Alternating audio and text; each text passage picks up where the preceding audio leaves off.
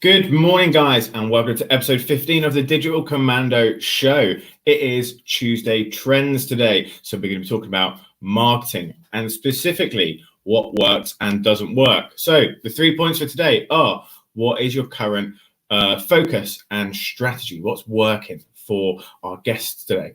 And what content to create and why? So if you're trying to create content and trying to think of ideas, we're going to give you some today. And then our top 3 social media tips for success. Now, everything's changing at the minute. It's really, really exciting times online. So we're going to give you 3 top tips for social media success. So my guest today is Lindsay Woodward. I'm going to bring her into the room right now. Hello, hi everybody. Hey, thanks for joining me today. How are you doing? I'm very well, thank you. Absolutely superb. So for those that don't know you, can you give everyone a quick introduction?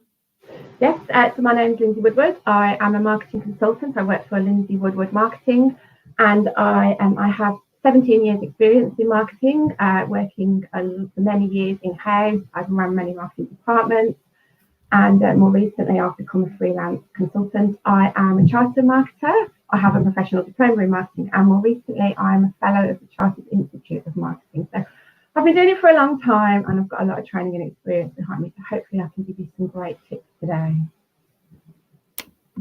Fantastic. That's awesome, Lindsay. So, guys, Lindsay's giving up her time today. The one thing I ask of you every single day is if you know anybody that's looking to increase their market in a minute or needs some tips, then please do tag them in the comments. And if you're watching it on the replay, feel free to tag them on the comments or share the whole show with them. That would be absolutely excellent. Right, Lindsay, let's get stuck into it. Strategy. Now, strategies is so broad, but what things are you currently doing for either yourself or your clients that's really working at the minute? There is only one answer that's possible here, and it's what everybody seems to get wrong, and that is working to objectives. If you don't know what you want to achieve, you can't possibly achieve it. And a lot of people say, I want to do marketing, as if it's narrow. Actually, marketing is massive. So you really need to work to objectives. So I would call it a rationale at the start of any strategy. Think about what you want to achieve. And it could be anything. It's got to be what you want to achieve. So is that to grow your business, reach a certain turnover? It could be that you want to launch a new product. It could be that you want to rebrand, reposition. It could be that your competitors have started to do really well, so you need to somehow react to that. Whatever it is, know what you want to achieve. And there's significant evidence to showcase that if you don't work to objectives, you're not going to be successful, because it's just going to be that throwing stuff at the wall and seeing what happens. So get an objective in mind. That's the most important thing to begin with. And then work backwards, work everything towards that objective. And anything you're doing that isn't going to somehow help you meet that goal, don't do it. There is no such thing as just trying lots of things in marketing. It's about working to key goals. So think what you want to achieve, whatever it is. No harm in having 2 or 3 objectives that you want to work to, but perhaps if you're a sole trader or a very small company, maybe keep it to 1, because your resources will be quite narrow. So whenever I work with someone, the first question I always ask them is, what do you want to achieve? What is your purpose? And when they answer that, then we work towards that, because that way you've got a much better chance of success, because you know what you want to achieve, and therefore you're not wasting your time doing things that aren't that focused. I think that's such a good point that you bring up there. And it comes back to lots of different areas. It's not even just in marketing. And I think this is one of the things that I speak to people about. Maybe they're starting up in business, or they're just getting their marketing up and running. And it's very much when you're creating your marketing strategy, to talk to people about, what is it that you are looking to achieve in essence. So if we look at things like, right, okay, I want to sell more product. Okay, then great, you've got an end line. How much product do you want to sell? This is always good, because you need to make sure you've got enough stock. That's a great point. So it's one of those things that we always compare it to. If I jump in a taxi and I go, right, let's go, I kind of need to know where we're going to end up. You need to know where you're going. So it's a great, absolutely fantastic point you bring up, Lindsay. So guys, yeah, make sure when you are planning your marketing, you have a goal, and you may have multiple goals. That's absolutely fine. You can have a goal that's designed to sell. I know with our personal strategy, we have our sales strategy, we have our brand strategy. So you can mix those in. Lindsay, we're going to go on to talking about the next point, which is which kind of content to create and why. And I think this ties back to what you've just said there about an objective. Now, depending on what kind of objective people have got, they will create different kinds of content. So what kind of content are you working with clients currently that's getting really good results? Again, it really comes down to what you want to achieve. There's no right or wrong answer here. The only wrong thing to do is to just try lots of things, is to broadcast massively and just keep pushing out content all the time. Is actually a really bad thing to do. You might think, if I'm constantly online, it will be really good, I'll be constantly seeing, but actually all you do is become white noise, you become irritating, and if you have got a nugget of a really good message in there, it's going to get lost. And the one thing somebody said to me once, we've been trying lots of marketing, we've tried this and we've tried that, we've tried so much stuff and nothing's worked. And I said to him, well, how much time have you thought about your message? And he looked at me blankly and he said, well, no, we've tried lots of logistics, and actually you need to really think about your message. What is it you want to say? What is it you've got to say? What is it you've got to offer? In the marketing world, we don't talk about USPs that much anymore because there's so many people doing different things. Now it's about your authentic voice.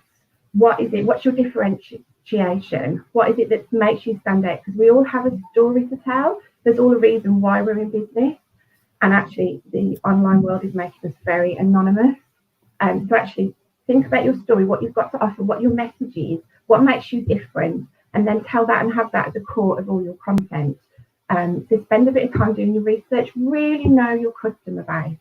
Don't guess, don't assume, do your research. And whenever I work with anybody, the first thing I do is a marketing audit to actually say, let's not assume anything. Let's go away, get some facts, understand the market, understand the customers, understand what your competitors are doing, understand your brand story, and then let's build some content around that. So if you're really, really, really good at what you do, you've got a lot of knowledge, it might be that you come from a very educational point of view, you've got a lot to offer.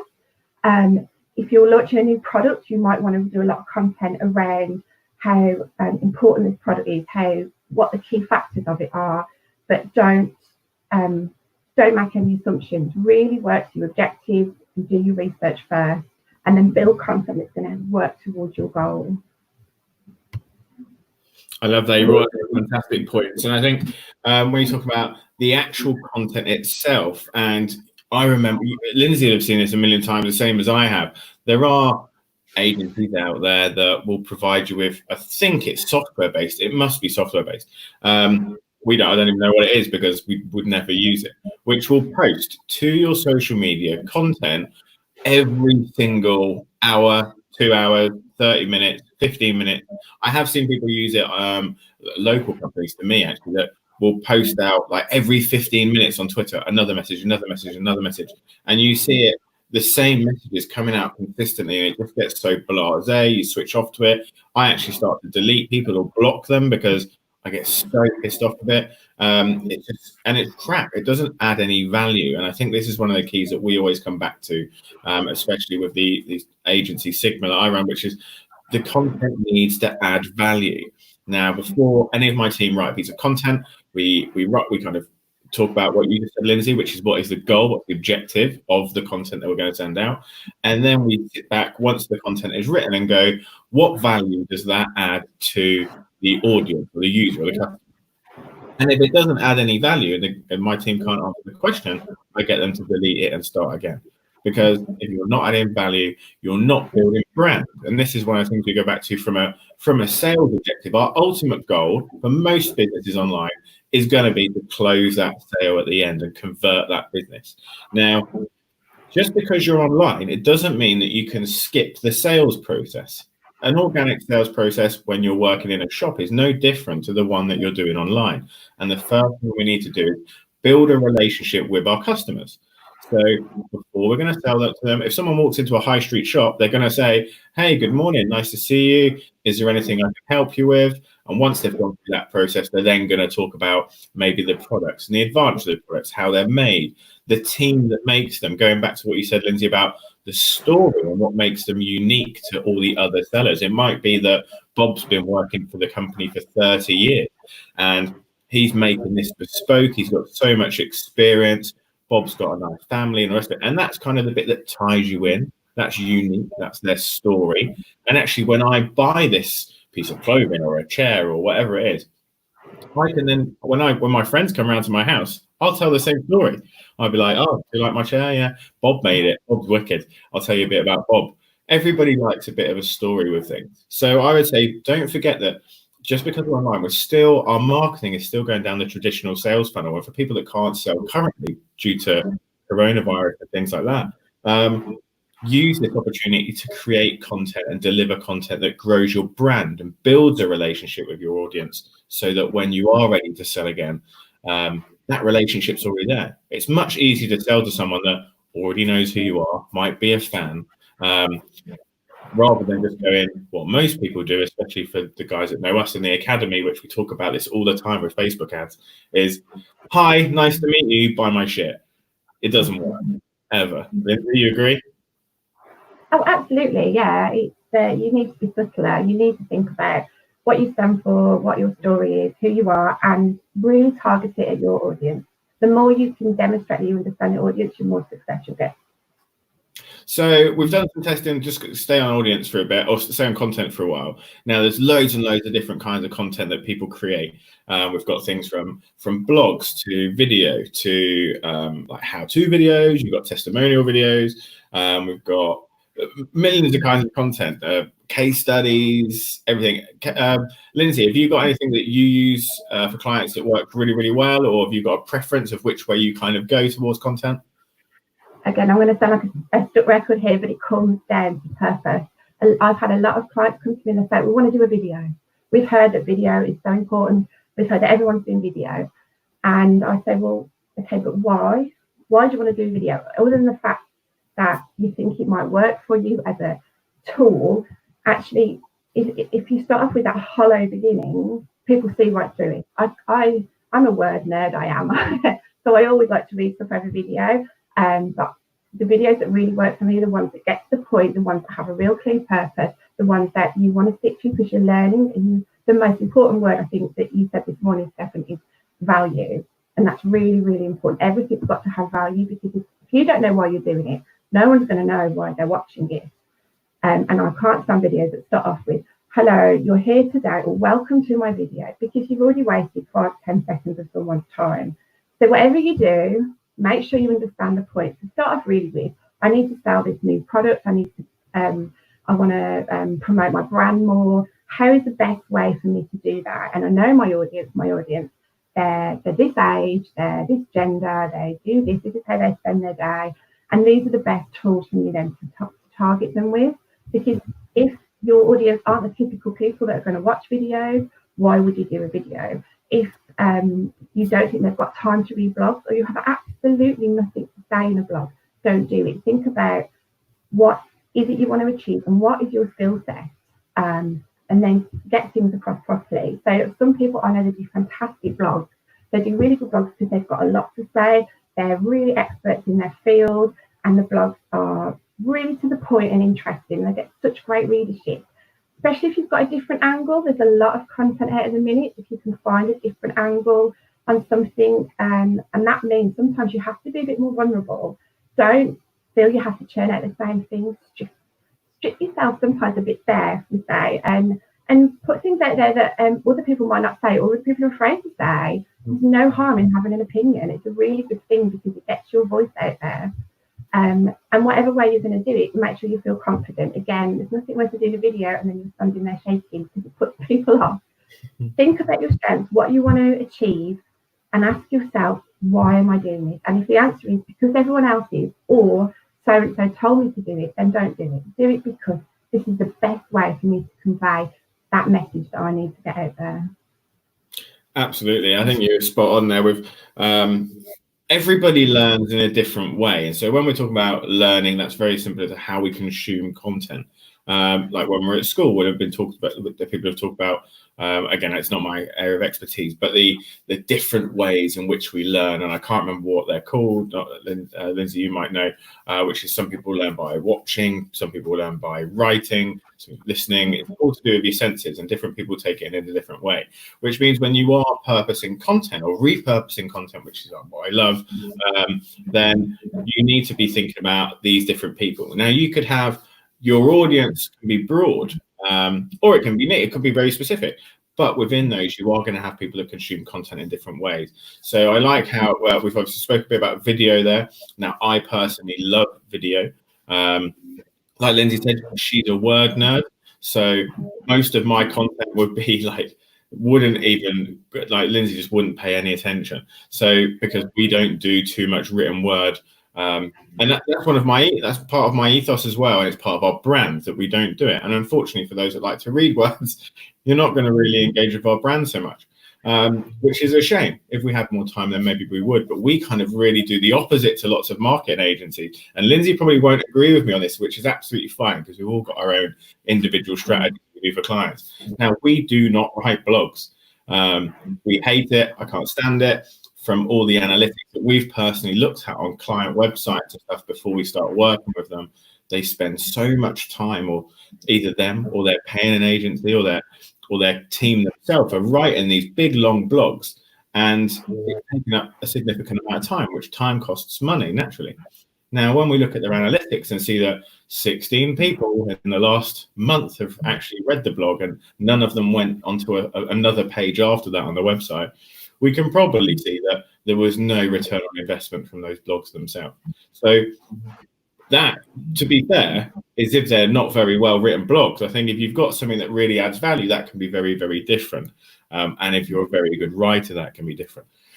Now, for us, it just didn't work. And I think when blogs are written in-house a lot of the time by people, they get consumed by content surrounded by product rather than value, which again is another bit of a struggle for people doing it in-house. So yeah, content's really key. One of the things I love about, you've mentioned being a bit of a word nerd, word geek. Facebook are so cool now. So for anybody watching this on Facebook, now if I've got this wrong, I'm going to be so pissed off. But anybody watching it on Facebook, and if anybody is watching it, which would be great, please put a note in the comments. Now, Facebook are automatically adding subtitles to certain videos. Now, even though we're live streaming, if I look at this on my phone or anything now, subtitles are coming up at the bottom of the video, which is brilliant. It's so cool because another one of my pet hates was adding subtitles to videos, not because I didn't think it was of value, just because it was so time intensive before, and we had to plug in all different systems, then check it all. So if we did a 45-minute show, I'd have to sit for 45 minutes, check it all write the words in manually, and now Facebook do it for us, which I love. So when people do want to consume content and they don't want to have the sound on, they can do it. So that is absolutely wicked. And then going back to content, we've got platforms. And again, Lindsay will agree with this. Depending on who your audience is, you may decide to use a different platform. I suppose my advice is use all of them if you can.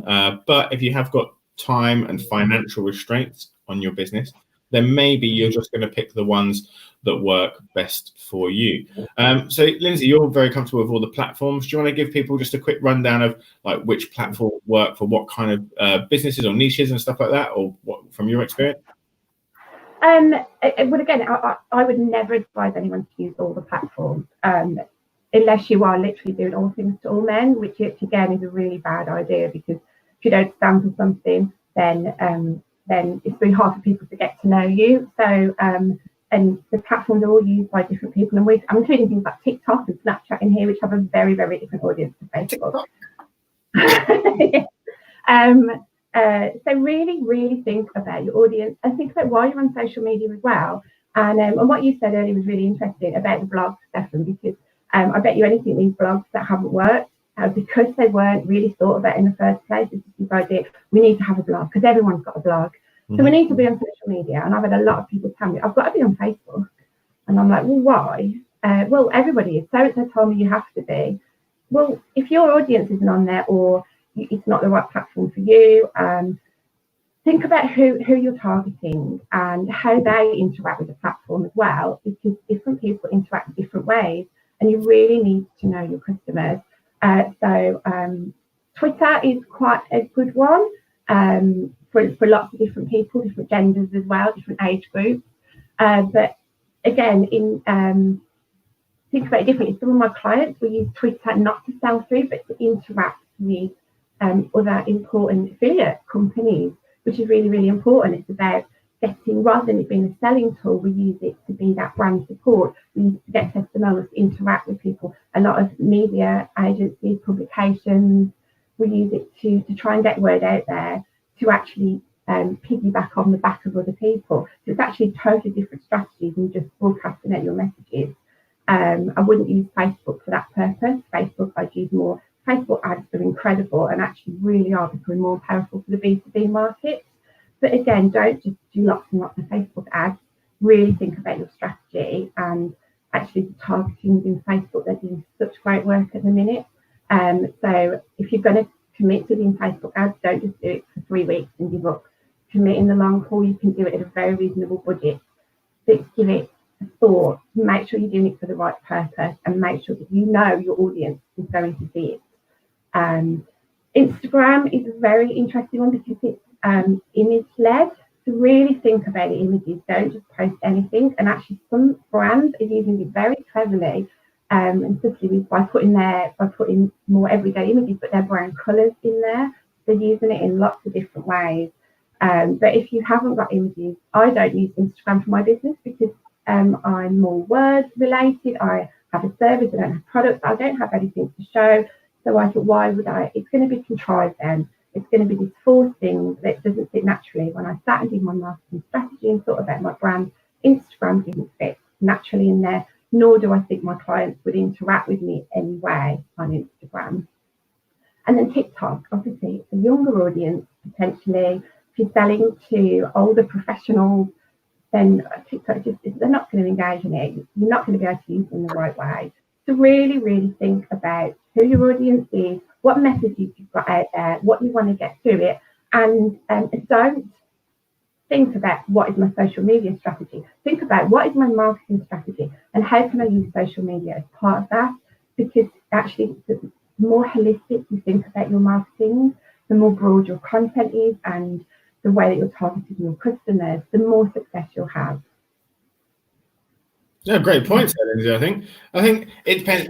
I could get 20 marketers on this show, so I just want people to understand this if they're watching. The strategy that I would use and the strategy that Lindsay would use are very different, but neither of them are wrong. So I could have 20 marketers on this call now, not literally, because it only lets me have 6, but if I could have 20 marketers, and we would all have a very, very, very different strategy, but they may all work. So they just work in different ways. So I think for my strategy, I am slightly different. We try and create as much content for as many people as possible. We don't blurt out content every 15 minutes. We're very much like Lindsay, quality over quantity. I'm sure you'll agree.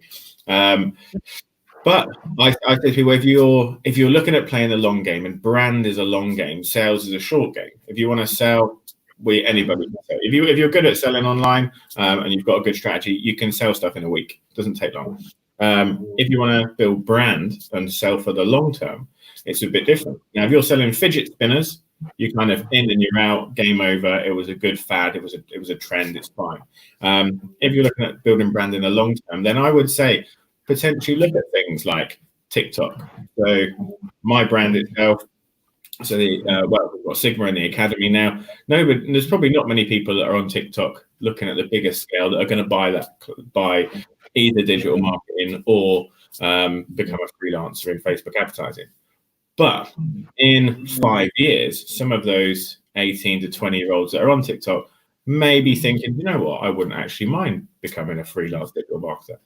So then maybe at that point, we could start to sell to them. And we've got 5 years worth of relationship building that we've already done with them, which I think is incredible. On top of that, it's great for organic reach. So the organic reach on it is still so cheap. I don't think that's going to last very long now. I feel sorry for some of my friends actually that have joined TikTok really recently, and they're struggling to get kind of 20 followers. And I think I got 500 in the first day just by posting a video, because early adoption of any platform is great. So if we see any new platforms jump up, guys, get on them, because I would say get on them early while the young people are there, where you get loads of engagement, and then it works. It pays for itself later on. So I was thinking on that. Instagram. I totally agree with you on the Instagram. I was quite a late adopter to Instagram. I wasn't sure it was going to really take off. Feel terrible about that because I was really wrong. Doesn't happen very often, but I know I was really wrong with that one. So I think Instagram, we don't do a hell of a lot on Instagram, but we are on IGTV. If anybody wants to watch the show, IGTV, there we are. So there's so many, and there is so many platforms now. The time it takes to create content for all of these platforms can be incredible. But if you take something like, so this show, for example, so we love to repurpose content. I like people to create one piece of content and get the most out of it as possible, because there's nothing worse than creating content after content after content to the point where you haven't actually got time to do your job. So for small business owners, this can kind of consume you. So this show, for example, it normally lasts half an hour, 45 minutes. So this automatically goes onto Facebook, it goes onto YouTube, it goes onto Twitter. So it's already there before we do anything. Now, LinkedIn and IGTV will only let us upload 10 minutes. So we actually pull the video down, we snip it around a bit, we add a cool intro and all the rest of it, and then we put back up the 10-minute video onto LinkedIn and onto IGTV. We then make a really, really short version, which is 30 seconds, and we put that onto IG stories, Facebook stories, and TikTok. So there's 3 more content. So before we've really done any work, we've just done our basic stuff. We've already got on average, about 9 or 10 pieces of content there when we look at different platforms on Facebook and things like that. Before we've done anything, then you can obviously take snippets. We could take screenshots. We could use the screenshots, and for Lindsay, we could take all of the transcript out of it and actually have a written transcript of the show itself. So there's so many things that you can do, and actually a written transcript is so good. Like, if people are putting these videos on their website, absolutely 100% transcribe them, because Google loves words. Like, it seriously loves words. So I would definitely say do that. So yeah, Lindsay, fantastic points there. Really, really good. To finish off the show then, we're going to look at 3 social media tips for success. Now this again is quite broad, so that we could probably sit here all day and just keep listing them all day long. But what would be your top 3 social media tips for success? Well, actually, if we look at the latest trends, because I think with digital marketing, it changes so fast. I do a lot of training, and I will go on a course, seminar, and then you go 3-4 months later, and everything you learned before is out of date. So if we look at what's happening just at the minute and actually focus on, because we've talked a lot about general strategies and things like that. I want to stick, because I think one of the most important things really is, first of all, just to reiterate, don't just work social media as an independent to the rest of your marketing, and don't think social media is going to give you all the answers. Have a really large marketing strategy, and that's as large as you can get within your resource. And then use social media as part of that. So don't do different things on your website. Make sure social media mirrors the messages that you talk about everywhere else. PR is a really good thing to do that a lot of people overlook. So try and build that in with your social media, and have your social media as part of one channel of many that you use. So make sure you've got an overarching strategy, and don't just think, what's social media strategy, because you're immediately then narrowing down your chances of success. 21st century, 2020 stories are big at the minute. There's so much evidence to show that stories are having huge success. The platforms really like them. And the great thing about stories is they're gone in 24 hours. So it gives you a chance to be bold. So really good tip at the minute is use stories. Put something out there, something big, bold, make a statement, whatever you want to do, something exciting, and it will give a good push. The platforms will really help you put it out there. So if you haven't done it, give it a go, but make sure obviously whatever you put in there works as part of your larger marketing strategy. And also, a really good tip at the minute, something that has been shown that is what customers want at the minute across a broad range, is private messaging. And this is something that's often overlooked. We think social media is social, but actually within the social media world, people are wanting to get back in touch with brands through private messaging. And something like WhatsApp, which is actually a really great tool, you can now get to use WhatsApp to a brand. And actually, the more that you allow your customers to private message you back, especially in response to things you put, the more chance you'll get of people interacting with you, because that's how more customers are wanting to engage. We don't want to be out there in the world so much anymore. So if you can think of ways that you can allow your customers to contact you in the way that they want to contact you, not in the way that you'd like to be contacted, you're going to have much better engagement with your customers. Yeah, so that's really good. And I love that WhatsApp, actually. So for people that aren't using WhatsApp, or regardless of WhatsApp, text marketing. Now, text marketing, some people will be like, what, really? Text marketing really, really works. Your response rate on text marketing is higher than your email response rate. And your open rates are massively, massively higher, where the average brand is getting a maximum of kind of 5% open rates on their emails. Text message marketing, I guarantee if anybody does it and if they come back with less, I'll be shocked. I'm not going to give them anything. I was going to go, I will give you, no, I'm not going to give you anything, because some brands are different.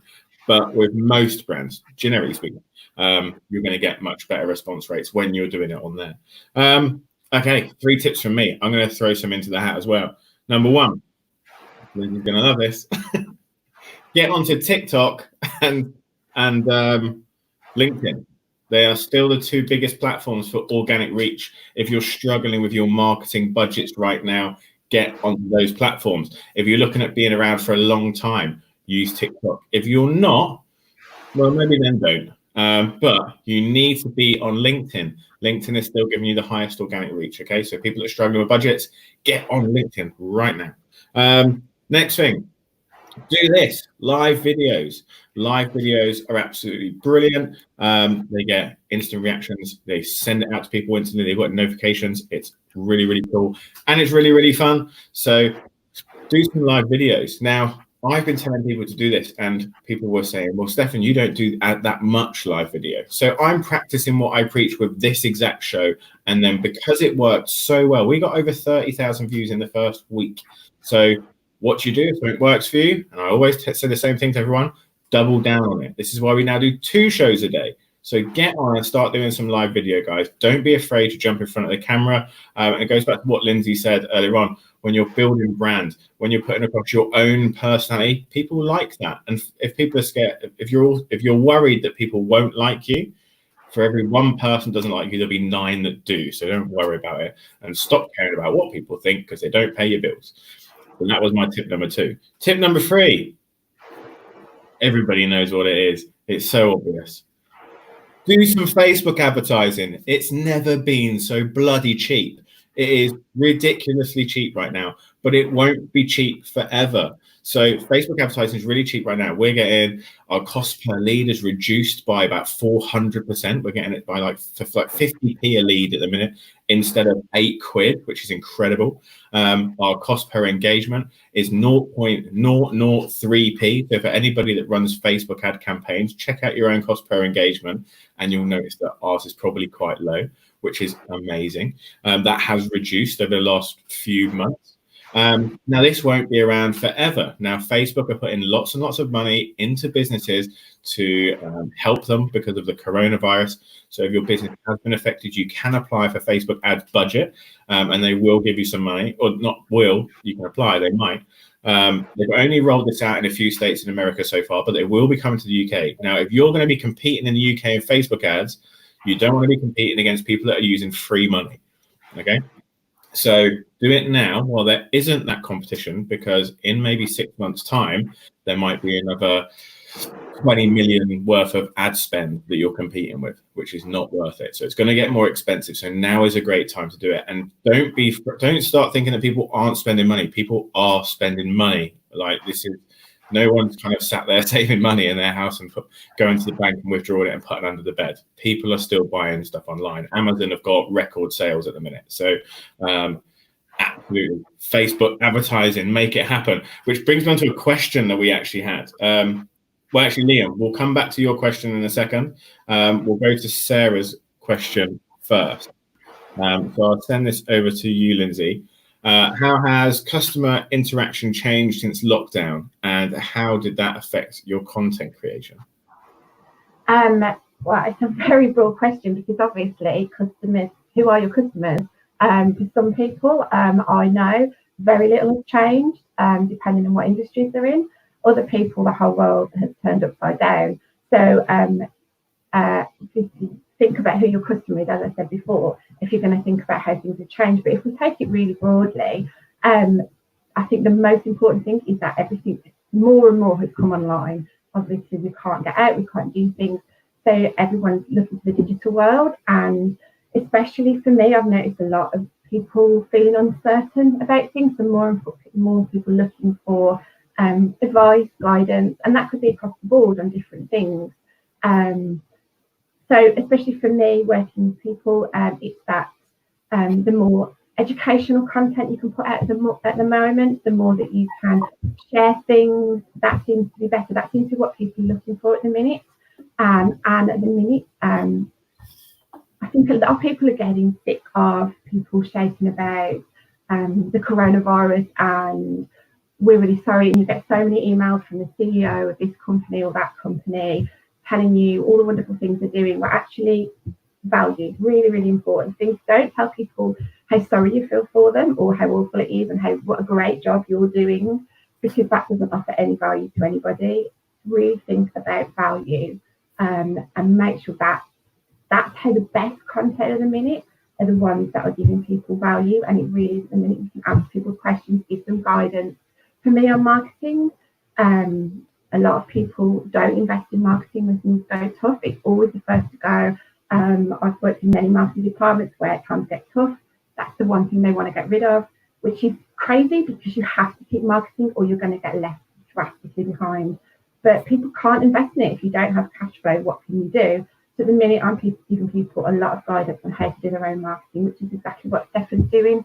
And that's what people want at the minute. Because with my customers, it is about how can we help you do things on your own that you couldn't do otherwise? How can we help you manage your workload in-house? A lot of IT companies are doing great support at the minute.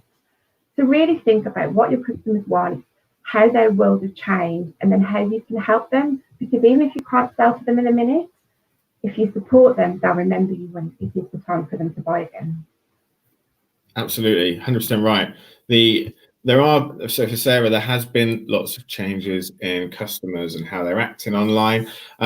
One great thing that I was actually having a conversation yesterday with a friend who works in recruitment, and we were talking about the state of the economy in general. You know how you get into those conversations. So we were talking about it overall, and I think he said the words "when it goes back to normal," and I said, "Sorry, it's not going back to normal." Now, especially with purchasing, and this is a big hit, my prediction for the retail market, which is unfortunately really, really disastrous. Now, all of those people that never used to buy online and they used to like going to the high street, or people that just not maybe too tech savvy and they were just like, you know what, I'd rather go to the shop than jump online and do all that stuff. Now, everybody's kind of been forced into a situation now where they must purchase online. Almost everybody will now be making purchases online using somebody like Amazon, which again, fantastic platform. Really like Amazon. I do all my purchasing through Amazon personally, or eBay. I still use eBay. I'm old school. But for those people that weren't buying online before, when we go back to what people are saying is normal, those people that have now benefited from the convenience of doing online buying, we'll stick with it. Sorry for the retail market, but we will have a rush when all the shops open again. Everyone's gonna be like, yeah, I can go to the shop, and they'll go to the shop, and then they'll go, do you know what? Actually, that buying online stuff that we did in lockdown is a little bit easier, and they will revert back to that. That is my prediction. I think that is definitely going to happen. So what we're seeing is the changes in lockdown. People are starting to buy online. I think this is not just a trend. This is something that's here to stay. How's that affected content creation? Well, for most people, I'll go back to what I said earlier on, which is about building brand. We've got so many people adding value at the minute. I completely agree with Lindsay about this bloody CEO email. How many of them have I had from these blimmin' loser CEOs? I don't care what you're doing. Like, I honestly don't. Is there any benefit in that email apart from you going, I'm a really nice person? I don't care. Like, what are you doing to help me? Is there anything in there going to help me? No. Okay. Delete, block. Don't email me again. Like, we don't care for this sort of stuff. That's not good content. It's not even a good use of their time. It doesn't make me like you anymore. Actually, it makes me dislike you because you bothered me with an email that I didn't need. So if you're going to send out emails like that, then make sure you add value. We've got an email going out on Monday. It's not the same thing. It's similar, but it's not I feel sorry for you in lockdown. It's a case of, if you're a struggling business, we're going to add value. You can book in a digital reconnaissance session with one of the digital commandos. They'll take you through half an hour, add some value on the phone, and we will not try and sell you anything at all. Like, we're not there to sell. We just want to give some value. If we get a cool testimonial out of it, brilliant. That's pretty much what we're in it for. But what it does for us is build brand. So we want people to build brand at the minute, build those relationships. And that's why I think is the key to content creation at the minute, and how it's definitely changed our strategy personally and a lot of our clients that aren't in a position to sell currently. Right, going on to another question we had from Liam, which is, if I have a clothing brand and I'm looking to sell products online, I have a Shopify store built, what would be the best focus, best to focus my marketing, Instagram or Facebook? Interesting question. I like this. Lindsay, what do you think? I think both are really powerful for a clothing store, but both could be used in quite different ways. I think telling your brand story first. There's how many clothing brands are out there? Hundreds upon hundreds, probably thousands. So what makes you different? What is it you stand for? What is your unique aspects? What's your differentiation? Really need to try and showcase that somehow through, and it comes back to that telling a story. So don't just, if you're going to use Instagram, don't just put pictures of the clothes up there. Try and find a way that you can show how they're different, how you really understand your target audience. So if you think about different clothing brands, they all appeal, they don't just appeal to all women or all men, they appeal to certain subsets of those genders. So really think about who is it you're targeting and how you can showcase that you really understand them and how you can grab their attention to it. I'm absolutely obsessed with shoes. I love shoes so much, and I love heels, and I just can't stop looking at these new exciting shoes, the latest in colours, what's going on, the fabulous stiletto heels. And when certain shoe brands showcase these shoes and show me them in the right light with the right sort of style to them, I automatically engage because they've hit what I like. So they've understood me, and they are putting stuff out there that works for me. But not everyone is going to be interested in stiletto shoes. So they've understood their target market and they're doing really well. So think about your target market. And then if you're going to use Facebook, I hate it when you see Facebook posts that have got 3,000 words in them. That might be a bit of an exaggeration, but we haven't got time to sit and read stuff. That's the point of the modern day world. We don't sit and read stuff for ages and ages. Even videos, we won't, unless we're going to get a lot of value out of it. We're not going to sit and watch something for 10, 20 minutes, especially if ultimately the end point is sales. So think about what you can do that's really interesting. Think about what you can do that's really engaging, that's different, that showcases your story, that gets people on board with who you are. I love this little clothing brand because they're doing this, they're in my local area. Like as Stefan said earlier, Bob and his chairs, what is it that makes you interesting and different? And tell those stories through social media. The key word is social, and it has to be social. So really think about your customer base. And I would use both slightly differently. Have really interesting images on Instagram. Bring it to life. Really capture the attention of your audience, but put the bits in there that make you different. And in Facebook, short snippets of stories and video, probably a really good thing, but it showcases your story. And just don't put too much selling in there. Have a little bit, because you are ultimately, there's no harm in having a bit of selling, but tell that story, make it interesting, invite people to engage with you, and really target it at your audience. Yeah, Lindsay, absolutely spot on. I think Lindsay gives some fantastic insights there on organic social media. Now, for everybody who knows me, I'm not an organic guy. I am full on paid. So, Liam, my strategy to you, and feel free to book in one of those 30-minute calls with me, actually, because that'd be really cool. We'll talk to you about it. But, right, my simple strategy for you will be, look at who you're targeting. Who is your audience? If that's, let's say, I actually don't know what clothing that you're selling, but let's say you're targeting women aged 20 to 30. Go and find an influencer that is really influential with the market of 20 to 30s. Get them on board, offer them commission for their sales, set them up on an affiliate program, smash Facebook ads. And the way to check this, and this is my goal, absolute gold for anybody looking at influencer marketing.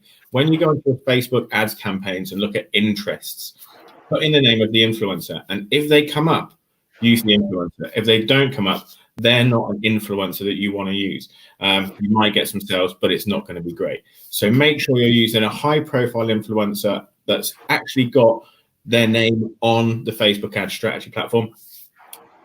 Then run Facebook ads targeting their audience. Forget about your audience. Forget about making an audience up or trying to figure out the demographic of the people that like you. Just hit their following. Constant. Bang, bang, bang, bang, bang.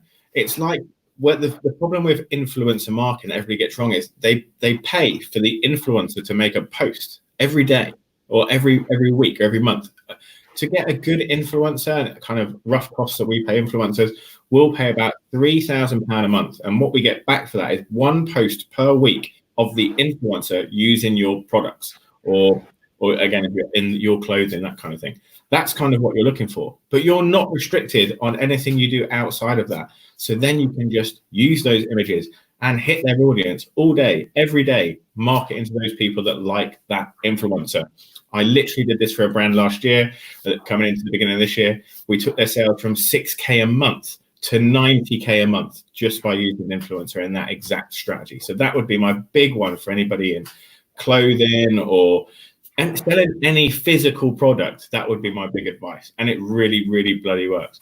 And it's fast. It's really, really fast results. That would be, again, Facebook ads guy. And obviously you say Facebook or Instagram, both. Use Facebook ads platform and just use both. I'm not an organic guy, but if you're going to do organic and you've got time to do organic, I would go with what Lindsay said. Absolutely. Tell your stories, tell about what makes your brand individual. So much. So build your rapport through that. You should be building rapport in your ad strategy as well. But yeah, do both. Absolutely do both. Right, what other questions we've got in? We've got a couple of minutes. We haven't actually. Let's have a quick look what we've got. Thank you very much, Courtney, who's loving these live videos. Fantastic. You have asked a question, Courtney. Unfortunately, we haven't got time to answer it, but we will go into the comments after, and I'll put my thoughts on that. I'm sure Lindsay will do that for you as well. 30-minute call, nice touch. Well, we had a fantastic call actually earlier in the week. Jayan's doing something really, really fantastic, which I won't share currently because we'll probably get you on the show to share something that you're doing, which is absolutely fantastic and really good for the community and the wider community as well. And Liam, thanks for that. Definitely something to work on. Our brand's not for profit, so loads of shout outs and great. Thanks. Guys, thank you very much for watching and for everybody who's questioned and commented and everything else and liked and shared and everything.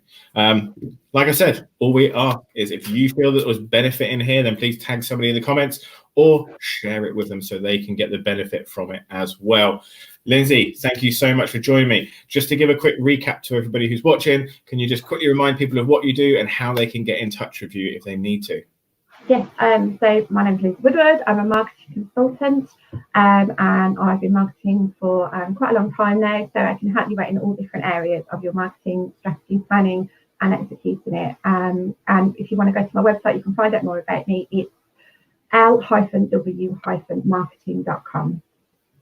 Awesome. Thank you, Lindsay. Once again, everyone, Thank you for watching. We'll all be back at 8 p.m. tonight for show number 2 of the day. It is around marketing because it's Tuesday Trends. So if you're around at 8 o'clock, I look forward to seeing you there. Once again, thank you all and peace out.